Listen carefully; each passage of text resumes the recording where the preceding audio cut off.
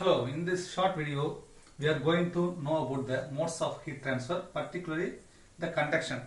Okay, there are three modes of heat transfer. Number one, conduction. Number two, convection. Number three, radiation. Here, in this short video, we are going to focus our attention only on the conduction. That is what is meant by conduction. Conduction, that is, conduction occurs only in static, liquid, gas or a solid. Here conduction is governed by Fourier law. Then heat transfer by conduction. How the heat transfer occurs in the conduction? The conduction mechanism is the lattice vibration of electrons. In this mechanism the conduction occurs. The conduction law is governed by the Fourier. Fourier's law is governed by conduction. What is the Fourier's law? That is the Q equal to minus K into A dt by dx. What is meant by Q?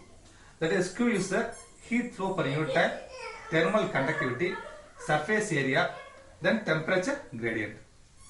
Here, what the Fourier's law tells, that is heat transfer in a single homogeneous solid is directly proportional to the surface area, then and the temperature gradient. This is the Fourier law. Then what is measured parameters or terms in the Fourier's law? Q.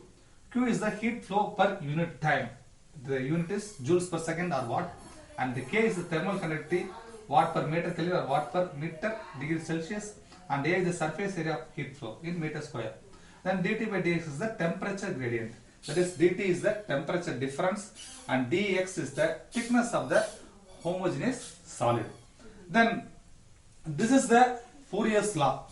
Here the Fourier's law. From the Fourier's law, we also got to define what is by thermal conductive resistance. That is R in the suffix Th and conduction equal to dx by Ta. Thickness of the material divided by thermal conductivity in Ta. Also, we have to stress a point. That is why we are giving a minus. Here, the temperature, that is flow from the material from one side to another side.